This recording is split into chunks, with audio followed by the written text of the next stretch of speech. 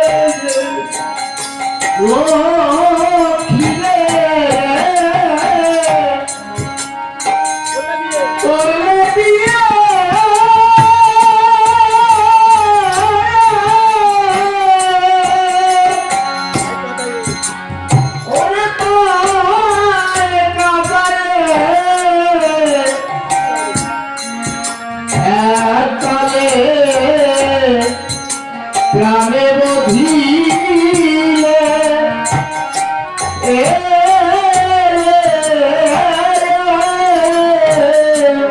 ভাবিলে কি গৌর পাবিয়ে রে কাঁদিলে কি গৌর পাবি তাইতে ভাবি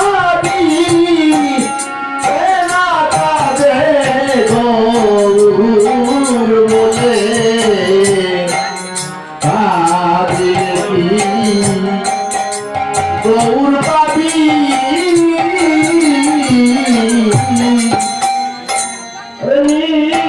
নিষ্ঠুরে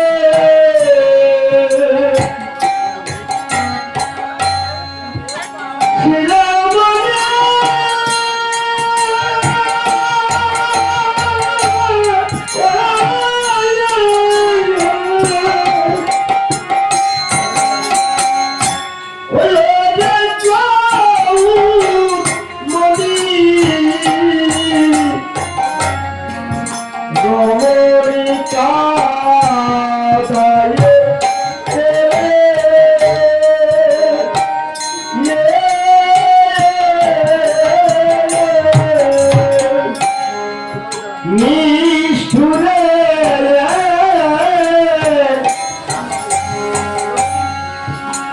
শিরোমণি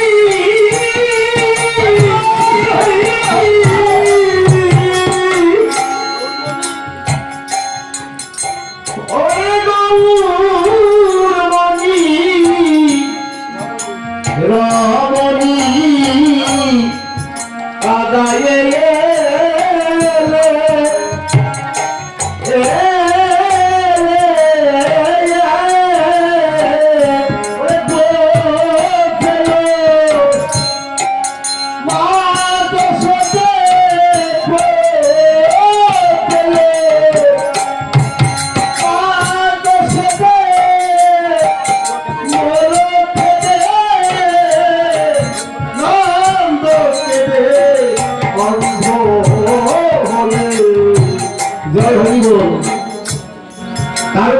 গান লিখলেন কাঁদিলে কি গৌর পাবি তাই তো ভাবি এলাকাতে গৌর বলে তারপরে লিখলেন নিষ্ঠুরের শিরোমণি গৌরমণি রমণী কাদায়ে এলে কাদের না বছরে মনে খেদে নন্দ কেঁদে অন্ধ হলে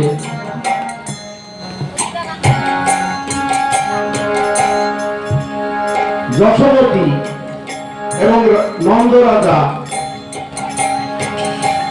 প্রাণের গোপাল হারা হয়ে কাঁদতে কাঁদতে তারা অন্ধ হয়ে গিয়েছিল যে কথা কারো কথাই গানের মধ্যে লিপিবদ্ধ করে রেখে গেছে।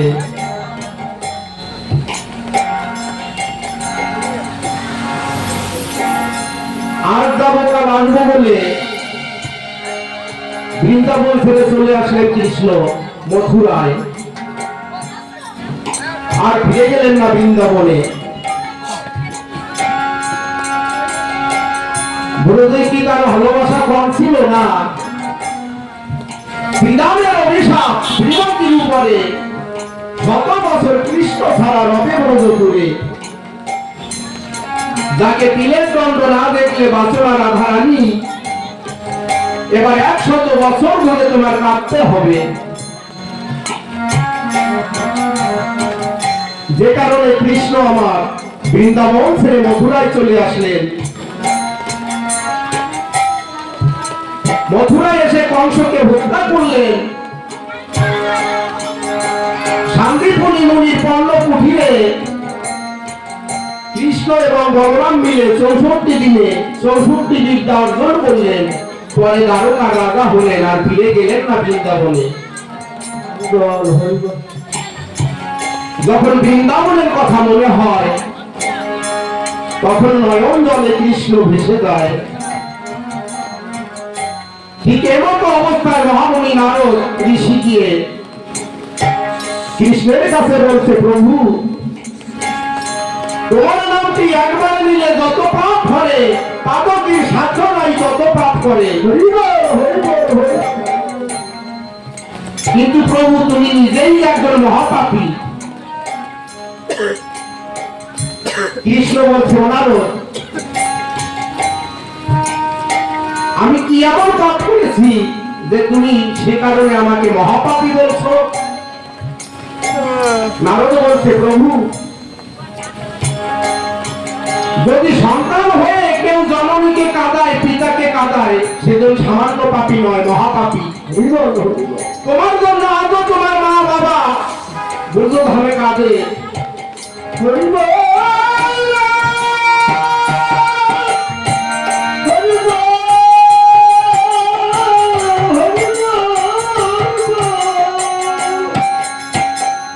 কাঁদিয়েছ ব্রজ গোপীগণদের, কাঁদিয়েছ প্রেমময়ী রাধারানীকে,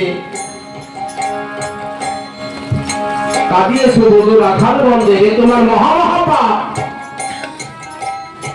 কৃষ্ণ বলছে, তো শাস্ত্র অনুগত কথা, আমি তো অস্বীকার করতে পারি না। তাহলে এই পাপ থেকে আমি কিসে মুক্তি পাবো? সেই মুক্তির বিধান আমাকে বলে দাও। নারদ বললেন, প্রভু তুমি যজ্ঞ করো, কারণ যজ্ঞে পাপের ভয় হয়। তুমি এমন যজ্ঞ করো যে যজ্ঞে যারা আসবে তারা তোমার কাছে যাহা চাইবে তুমি তাকে সেই ধন দান করবে। ভগবান বললেন, আমি তাই করবো নারদ। তাহলে তুমি এই বিশ্বে যত ভক্তেরা আছে এই নিমন্ত্রণের ভার তুমি নাও, তুমি সকলকে নিমন্ত্রণ করে আসো, আমি পত্র লিখে দিচ্ছি।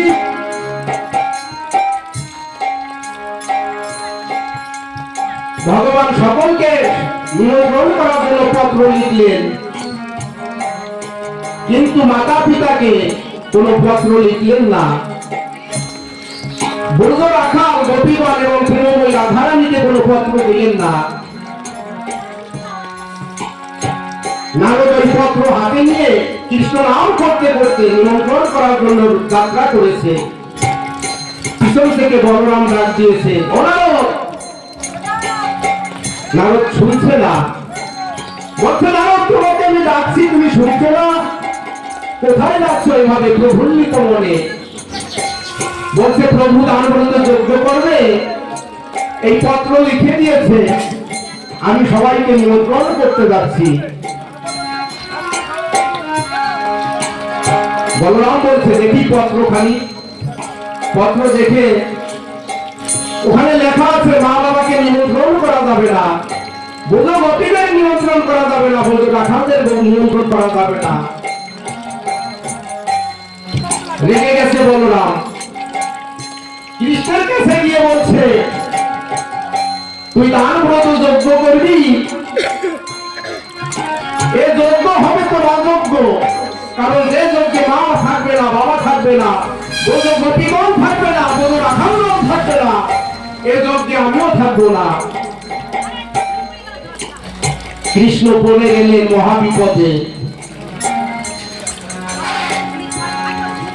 পরে ওই পত্র সংশোধন করে মা বাবাকে নিমন্ত্রণ জানালেন, ব্রজ গোপীদেরও নিমন্ত্রণ জানালেন, ব্রজ রাধাদেরও নিমন্ত্রণ জানালেন, শুধু একজনকে বাদ দিয়ে, সে হলো প্রেমময়ী রাধারানী। নারদকে বলল, নারদ, এই জগতের সবাইকে তুমি নিমন্ত্রণ করে আসবে, কিন্তু রাধারানীকে তুমি নিমন্ত্রণ দিতে পারবে না। বলরাম বললে, তোর ব্যক্তিগত ব্যাপার, ঠিক আছে, তুই যা ভালো মনে করিস তাই কর। এবার দেখুন নারদের যে স্বভাব,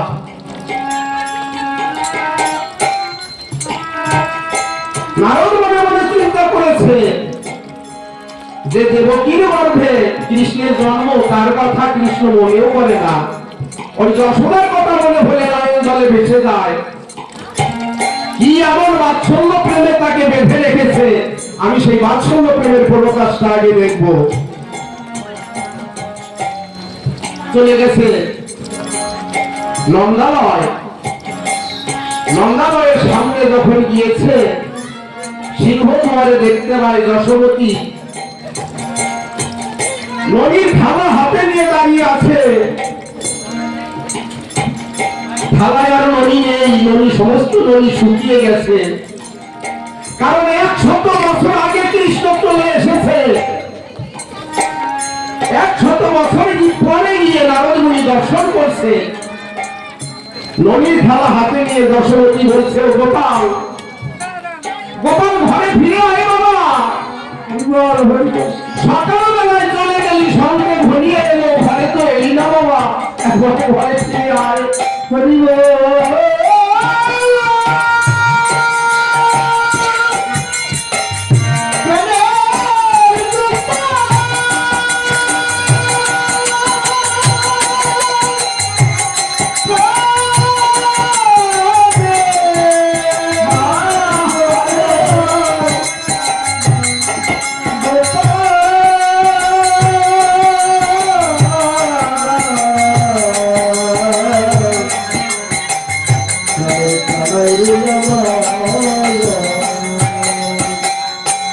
গোপাল কি সকালবেলায় চলে গেছিল? 100 বছর আগে গোপাল চলে গেছে, 100 বছর পরে গিয়ে নারদ মুনি দর্শন করছে।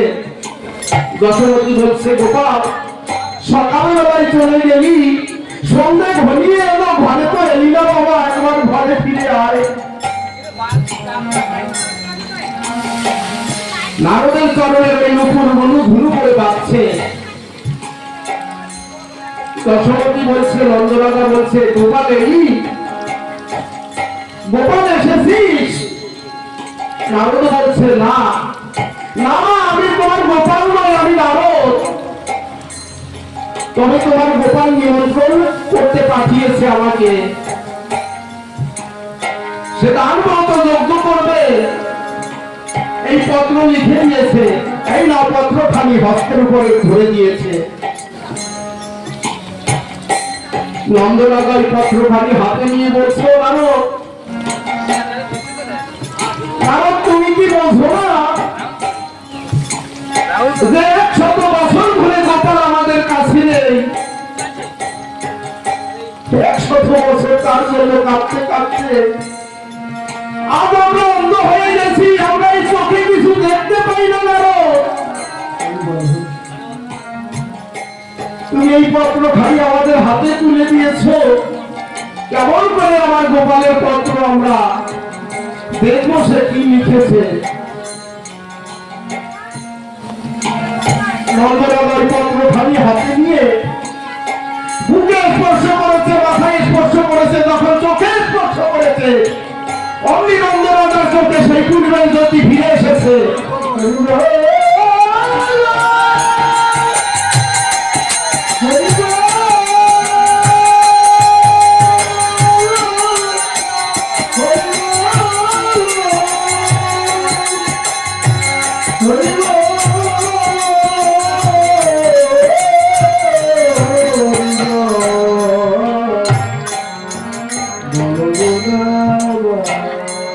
প্রাণের গোপালকে হারা হয়ে নন্দরাজ অন্ধ হয়ে গিয়েছিল, যে কথা তারকর্তাই গানের মধ্যে লিপিবদ্ধ করেছে।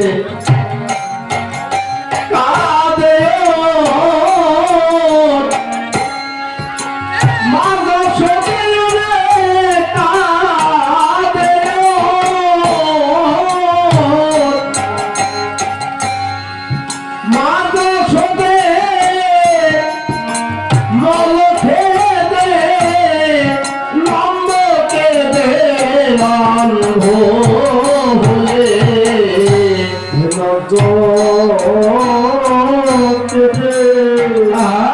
হরি বল হরি বল অন্ধ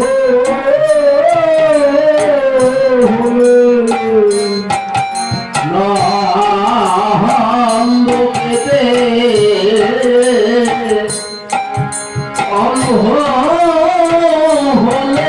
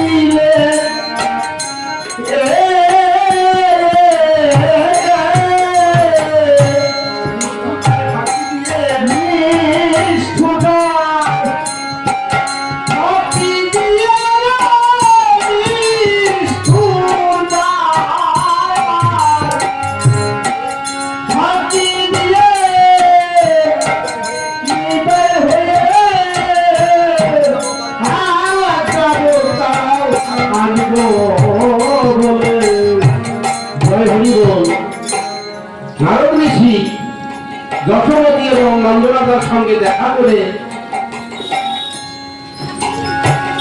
উনি চলে গেলেন প্রেমময়ী রাধারানীর কাছে। তিনি মনে মনে ভাবলেন, রাধারানী কোন প্রেমে আমার ভগবানকে বেঁধে রেখেছে যে তার কথা মনে হলে সবসময় নয়ন জলে ভেসে যায়। প্রভু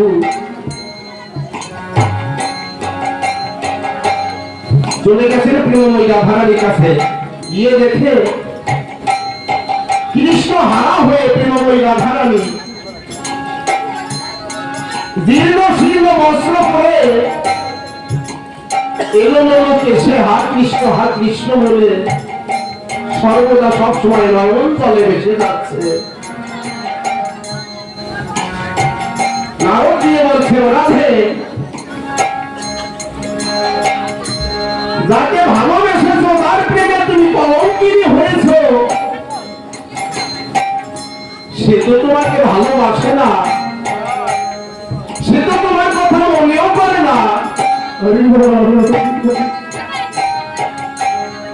রাধারানী বলছে, নারদ কেন তুমি এ কথা বলছো যে আমার প্রভু আমাকে স্মরণ করে না, আমার কথা মনে করে না?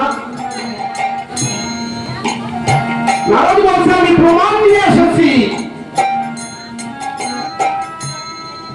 প্রভু দানব মতো যজ্ঞ করবে, এই জগতের সকলকে নিমন্ত্রণ করেছে, কিন্তু তোমাকে নিমন্ত্রণ করতে বারণ করেছে। তাহলে সে তোমাকে কেমন করে ভালোবাসে? সে তোমাকে ভালোবাসে না।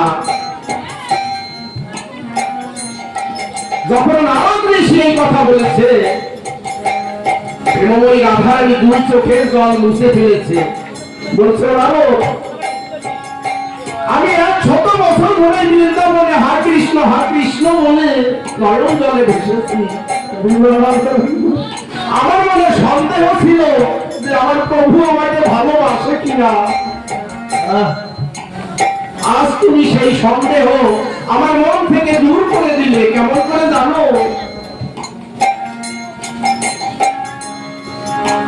আজ আমি বুঝতে পেরেছি যে আমার প্রভু আমাকে আমার মতো ভালো অন্য কাউকে বাসে না।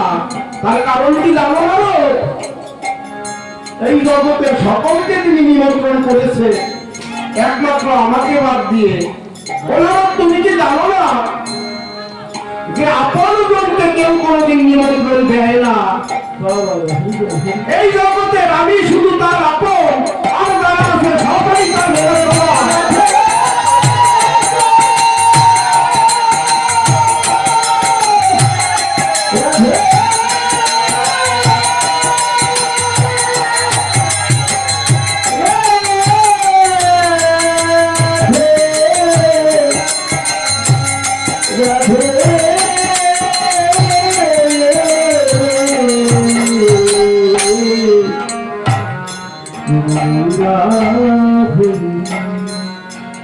রাধারানী বললেন, নারদ, আমার মনে যে সংশয় ছিল তা দূর হয়ে গেল। কারণ আমি একমাত্র প্রভুর আপনজন, আর আমি তার আপনজন বলেই আমাকে নিমন্ত্রণ দেয়নি।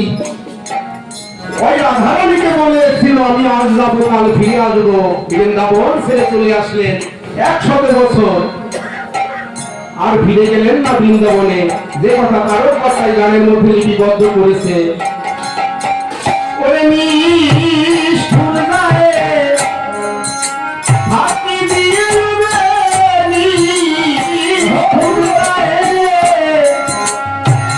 হাতি দিয়ে হৃদয় হলে আজ যাবো কাল আসবো বলে যাবো কাল আসবো বলে আজ যাবো কাল আসবো বলে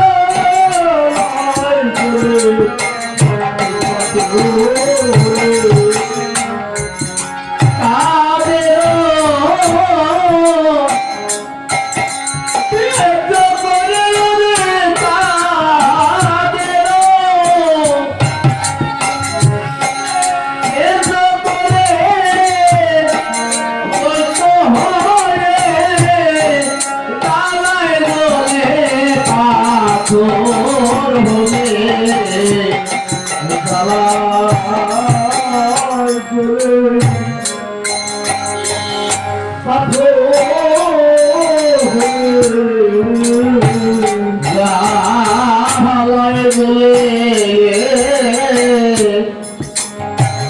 পাথর হলে বিলেতি গৌর পাবি রে বিলেতি গৌর পাবি গাইতে ভাবি এলাকাকে গৌর বলে পাবি গৌর পাবি ওরে তোমরা দুঃখ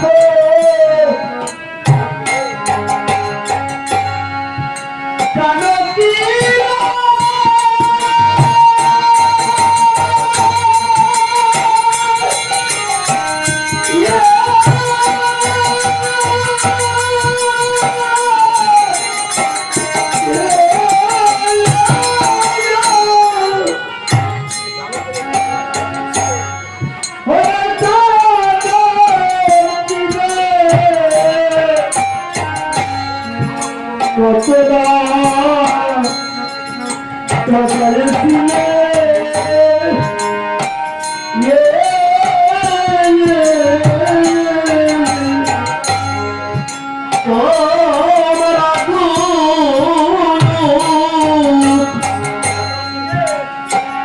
জানো কি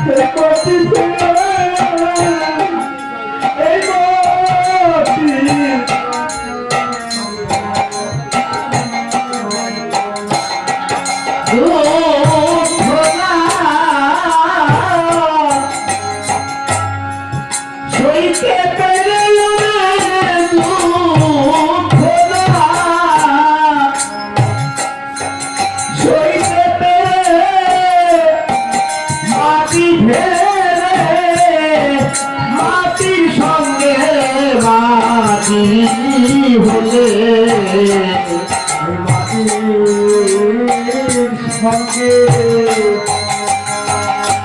মাটি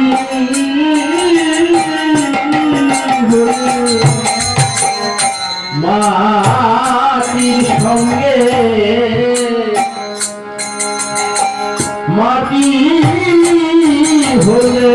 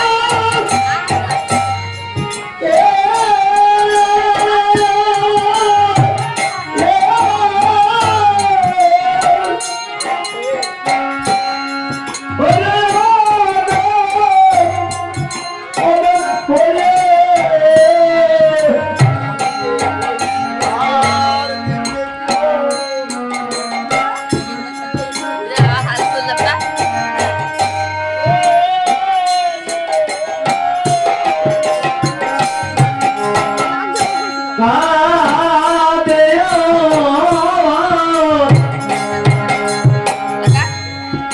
কৃষ্ণ প্রিয়া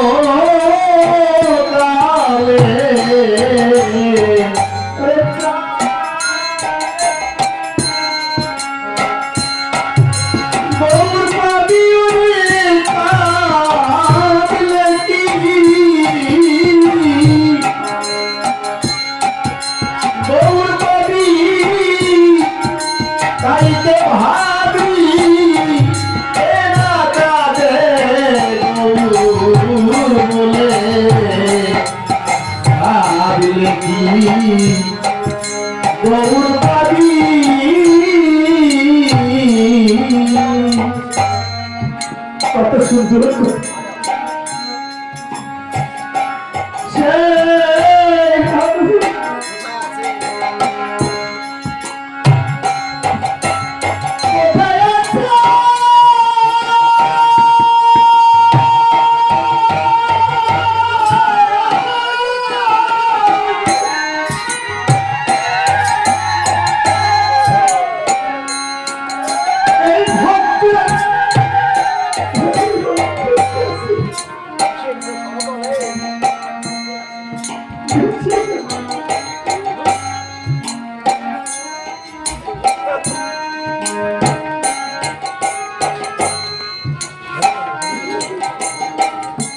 আমার তারক কর্তা লিখলেন, সেই মানুষ কোথায় আছে, ভক্তের কাছে মিশে গেছে সরদলে।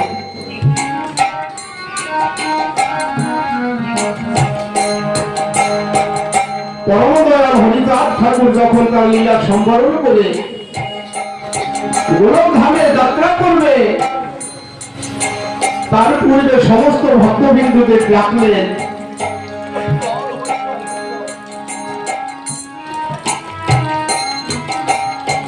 সমস্ত ভক্তদের কাছে বললেন,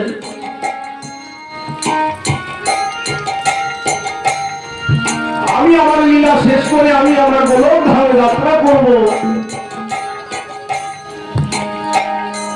তবে আমি চলে যাব না, আমি গুরুচাঁদের মধ্যে থাকবো।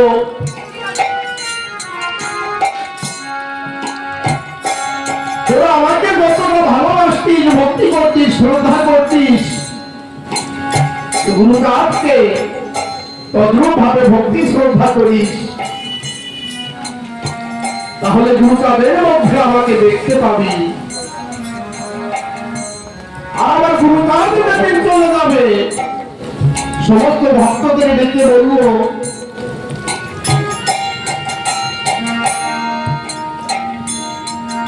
এই জগতে জন্মগ্রহণ করলে তার মৃত্যু অবধারিত। আমার বাবা চলে গেছে, আমাকেও চলে যেতে হবে।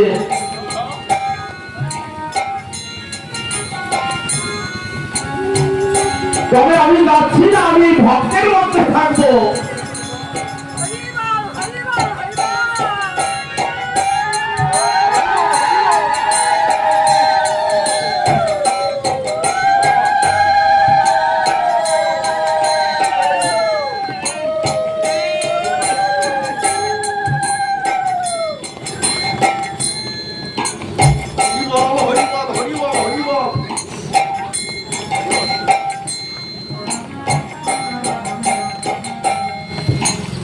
আমার গুরুচাঁদ ঠাকুর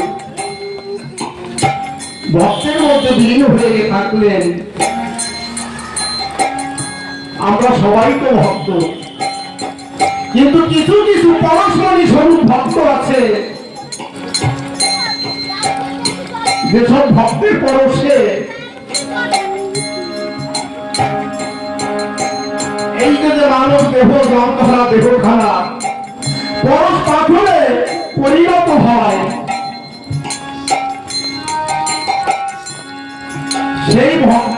সেই ভক্তকে খোদার জন্য তারকর্তা বলছে যে আমি সেই ভক্ত কোথায় পাবো, যে ভক্তের মধ্যে আমার গুরুচাঁদ আছে, যার পরশে এই গন্ধরাতে লোহার মতো এই যে দেহখানা মানব দেহখানা পরশ পাথরে পরিণত হবে, সেই ভক্তকে খুঁজে বেড়ায় আমার তারকর্তা। তাই তিনি বললেন, ও সেই মানুষ কোথায় আছে?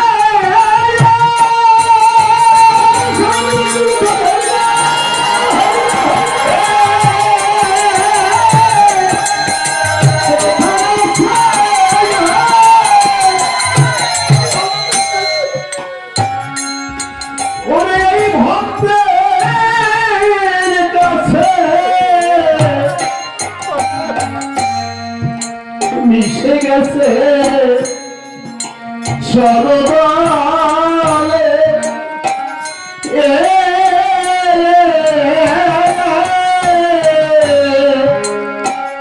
আমার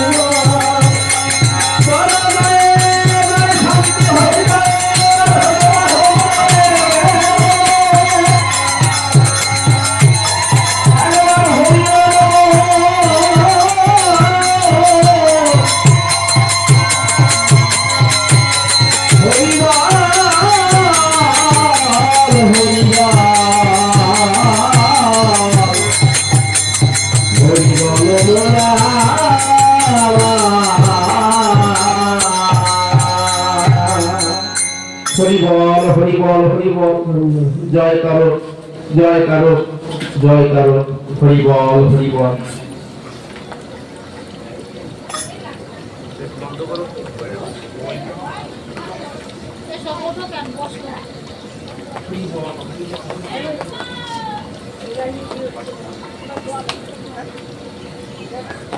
বাড়িতে অনেক